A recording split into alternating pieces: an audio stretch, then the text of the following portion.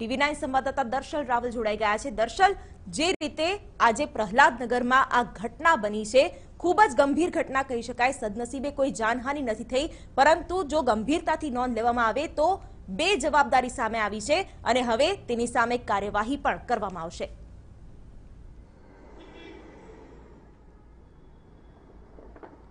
ચોક્કસથી શિવાની, જે પ્રકારે આગની ઘટના બની છે અને આગની ઘટનામાં એક પહેલી વસ્તુ ધ્યાને આવી છે ફાયર સેફટી અહીંયા બંધ હોવાની, સાથે સાથે જે પ્રકારે આગ કાબૂમાં આવ્યા બાદ જે તપાસ કરવામાં આવી ત્યારે એ પણ સામે આવ્યું છે કે બીયુ પરમિશન બાદ જે કેટલાક ફેરફારો કર્યા છે, તે સ્ટેર વિન્ડો હોય કે અન્ય જે કોઈ બાબત હોય જેના કારણે વેન્ટિલેશન અહીંયા બંધ થઈ ગયું હોવાના કારણે જે પ્રકારે આગ લાગી હતી તેના કારણે ધુમાડો અહીંયા બહાર નીકળી નતો શકતો। એટલે કે આ બાબત, બે મુખ્ય બાબત જે છે જેને કોર્પોરેશને ગંભીરતાથી નોંધ લીધી છે અને આ જ બાબતને લઈને અહીંયા સીલ મારવાની પણ અહીંયા પ્રક્રિયા કરાશે। આપણી સાથે સ્થાનિક પીઆઈ છે, તેમની સાથે વાત કરીશું કારણ કે એમાં પોલીસની પણ એક ક્યાંક કામગીરી થશે, તે કયા પ્રકારની રહેશે? સાહેબ, અત્યાર સુધી શું અહીંયા કામગીરી કરે પોલીસ તરફથી, કયા પ્રકારની?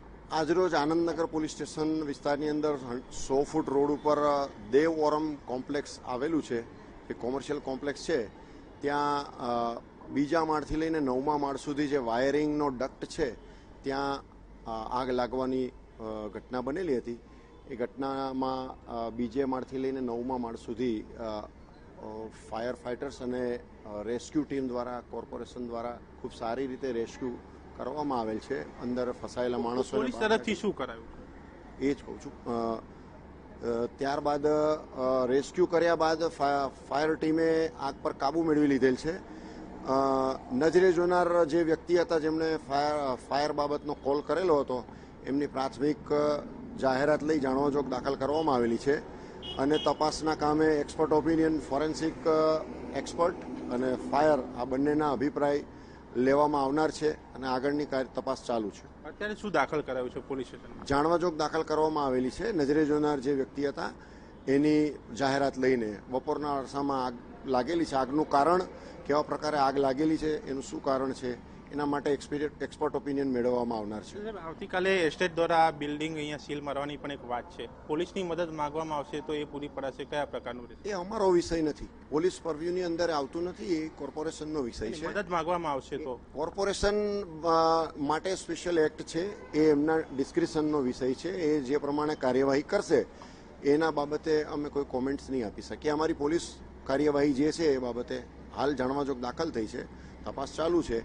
એક્સપર્ટ ઓપિનિયન મેળવવામાં આવશે અને આગળ એ દિશામાં તપાસ કરવામાં આવશે। એટલે કે શિવાની, અહીંયા જે રીતે સ્થાનિક પીઆઈ જણાવ્યું છે તે પ્રમાણે અહીંયા ફોરેન્સિક અને જે અન્ય બાબતોની અહીંયા ચકાસણી કરીને એક્સપર્ટ ઓપિનિયન મેળવવામાં આવશે ને ખાસ કરીને આગનું કારણ અહીંયા જાણવામાં આવશે। પરંતુ અત્યારે જે પ્રકારે પ્રાથમિક વિગત મળી છે, જે વાયરોના ડકની અંદર આગ લાગવાની ઘટના બની હતી અને તે બાદ જે વસ્તુ સામે આવી છે તેને કોર્પોરેશને ગંભીરતાથી નોંધ લીધી છે અને આવતીકાલે આ જ બાબતને લઈને કોર્પોરેશન અહીંયા એક કામગીરી કરશે, બિલ્ડિંગને સીલ મારવાની અહીંયા કામગીરી કરવામાં, સાથે સાથે અન્ય જે હાઈરાઇઝ બિલ્ડિંગો છે પશ્ચિમ વિસ્તારમાં ત્યાં એક તપાસના ચેકિંગના એક આદેશ અપાયા છે। તે તમામ જગ્યાઓ પર પણ અત્યારે જે વસ્તુ સામે આવી છે તે જ વસ્તુ એક ધ્યાનમાં લેવામાં આવશે અને જો કોઈ બેદરકારી હશે તો ચોક્કસથી તેમની સામે પણ અહીંયા કાર્યવાહી કરવામાં જે કોર્પોરેશન દ્વારા તમામને એક આદેશ આપી દેવામાં આવશે। તમામ ટીમો જે છે આવતીકાલ સવારથી કામે લાગી જશે। બિલકુલ દર્શક, જોડાવા માટે આભાર। તો આજે અમદાવાદના પ્રહલાદનગર વિસ્તારમાં આગે ભીષણ સ્વરૂપ ધારણ કર્યું અને આગ બુઝાવવામાં પણ ફાયર ફાઇટર્સને જે જહેમતનો સામનો કરવો પડ્યો, કારણ કે